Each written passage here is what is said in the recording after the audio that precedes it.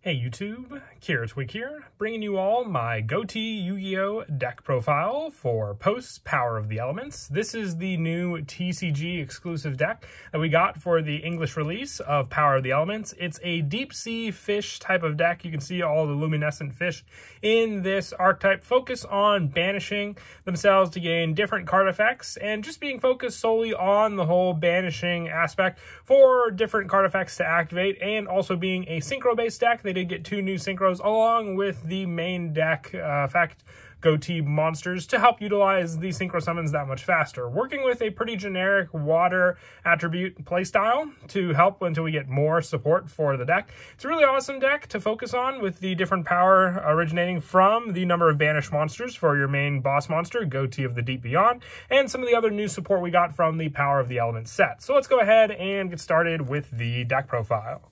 So for our main deck monsters, we are running 2 of the new Enoch, Sentry of the Ghoti. If this card is normal or special summon, you can target one of your banished level 4 or lower fish monsters and special summon it in defense position, but negate its effects. And you can banish 1 fish monster from your hand or face up on the field to add 1 Ghoti trap from your deck to your hand. You can only use each effect of Enoch, Sentry of the Ghoti once per turn. So your trap in the deck is currently Ghoti Chain, a very terrifying card if you look at it. Being able to set up this card with this search and also any of our other level 4 or lower Ghoti monsters can also be enough to set up one of the synchro plays you may want to go into for the many different Ghoti synchros we have in the extra. When I say many, we only have 2 at the moment, but you know, just give it some other booster packs and we may definitely get some more, or even some other summoning options. But just 2 of this card, it is a level 6 monster, so a little more difficult to summon out. I also run 3 of the new Paces, Light of the Ghoti.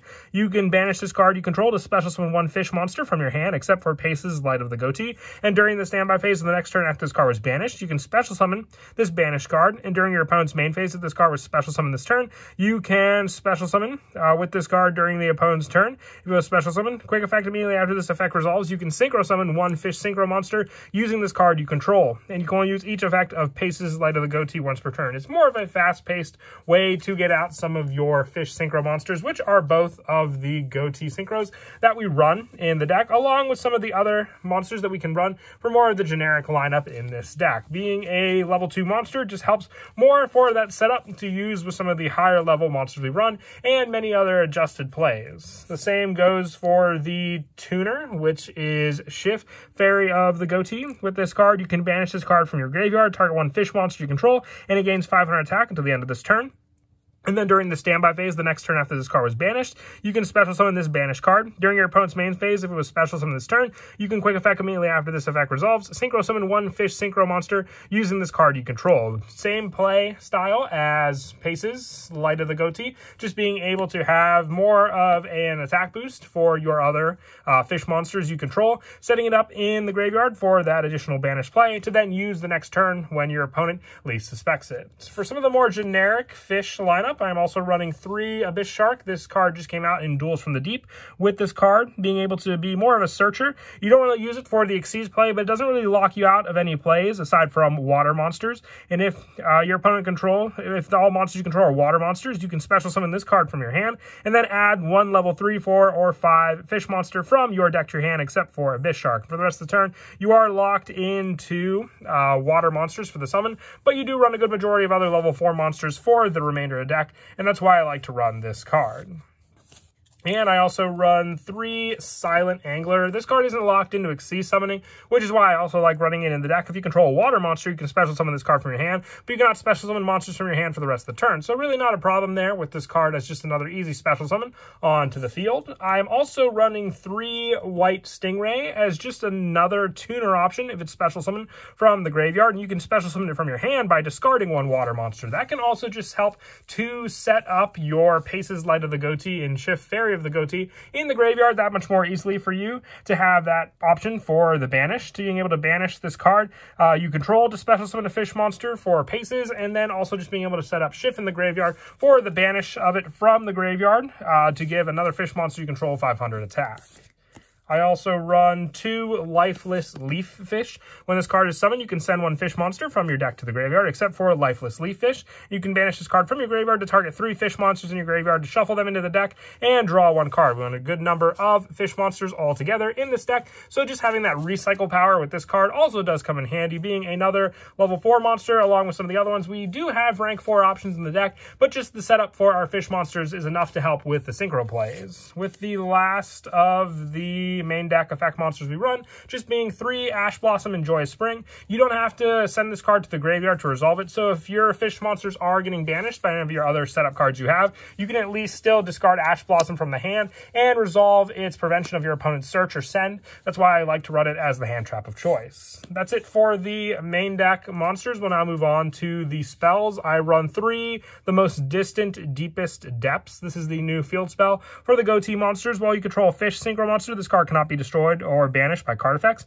You can only use each of the following effects of the most distant deepest seas or depths once per turn. You can banish 1 fish monster from your hand or graveyard to add 1 Ghoti monster from your deck to your hand. If a fish monster is normal or special summon to your field while this card is in your graveyard, except during the damage step, you can target 1 fish monster you control, banish it, and if you do, add this card to your hand. Recycle, but also set up for your different Ghoti monsters, which is really, really good because then you just have that card to go around for all of the other banishes you'll do in the deck, which then can resolve in those cards being special summoned and you going into a synchro play.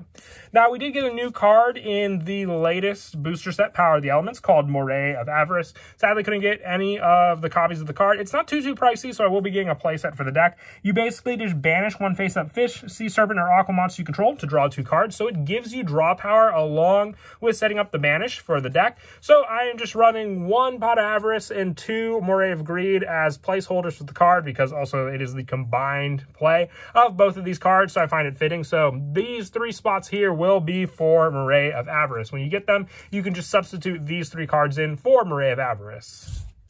And then for the rest of the spells in the deck, I just run 1 Call by the Grave and 1 Terraforming. I didn't run Monster Reborn because most of your special summoning will be coming from the Banish Zone back onto the field during your opponent's turn.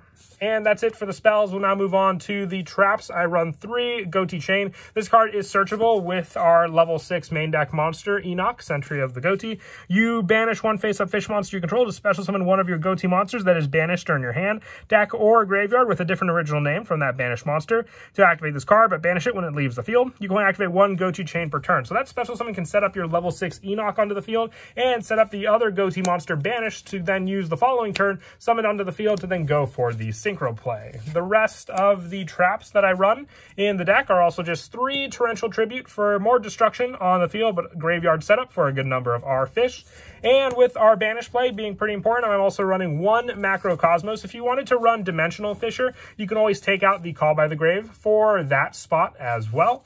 And lastly, for the traps, just 3 Infinite Impermanence, just as another hand trap option that doesn't really have to rely on being sent to the graveyard. That's why I'm not running Ghost Ogre or Effect Veiler, because they do have to go to the graveyard. So if you have Macros Cosmos activated, it won't really help much there. And that is it for the main deck. We'll now move on to the extra deck. One of our big boss monsters of the deck is Ghoti of the Deep Beyond. The original attack of this card becomes 500 times the number of banished monsters. If this card is synchro summoned during your opponent's turn, you can banish all cards in the field. And during the standby phase of the next turn after this card is banished from the monster zone, you can special summon this banished card. More and more options of a revival fish on the field, and just being more and more powerful, being also able to just wipe out all the cards on the field. It's a pretty big boss monster, but you can easily get it out when you set up your other Ghoti synchro monster, which is Ascon, the Bicorn Ghoti. Needing 1 tuner and 1 non-tuner, it's a level 8 synchro monster. If it's synchro summoned, you can target 1 fish monster you control and 1 card your opponent controls and banish them. And if this card is banished, you can banish 1 fish monster from your graveyard to special summon this card. So the banished fish monster, because then you will summon it onto the field, which if it's one of your tuners, summoning it onto the field and giving you your synchro play to then go into your bigger Ghoti of the Deep Beyond. For more of the generic fish plays, I also run 1 White Aura Monoceros. I do run 1 Gungnir and 1 Trishula for level 7 and 9 additional plays with some of the lower level monsters, and 1 Navy Dragon Mech for more of the destruction option. And another fish monster for the summon is Ravenous Croco Dragon Archithis as another level 10 option. If you didn't have a second copy of Ghoti of the Deep Beyond, this could be the 1 card you spot in for it. But a second copy of this always does come in handy. And then for the other non-synchro plays for the extra deck, I run 1 Bahamut Shark, 1 Totally Awesome, and 1 number 4 Stealth Kraken for the pop plays that Stealth Kraken can provide. And you can go into the rank 4 plays with Bahamut Shark to get out Totally Awesome. For the link plays, I run 2 Miss Starboy, 1 Marine Cess Coral Anemone, and 1 area of the Water Charmer Gentle area, especially to give you resources from your opponent's graveyard for you to then use with your own fish monsters, and the Miss Starboy just for more power boosts for your water monsters on the field. And then also being able to more quickly add up and set up the different fish monsters from the field into the graveyard. As for some of the go-to plays, that's set up with a lot of your spell and traps. You can rely on the field spell for a good number of those cards, but also just being able to use Moray of Avarice when you have your fish monster on the field for the banish and draw 2 can then be enough to also just set up your traps on the field, whether it be the Ghoti Chain to special summon your monster onto the field, giving you the banish off of the Moray to special summon the following turn is the level 8 play needed for that synchro summon, and then just going from there into your big boss monster after getting out your Ask Him, the Bicorn Ghoti, and then needing 1 more tuner on the field to go into the bigger play, which then will just banish all the cards on your opponent's field, and then have a higher attack point for each monster sent because of it. But that is it for the deck profile. I hope you all enjoy the video. It's a very interesting deck. We don't normally get too many fish TCG exclusive decks, so I was definitely happy when we got this one as a result. And I hope you all enjoy it as well. And as always, until next time, please don't forget to leave a like and subscribe. And Kira Twig out.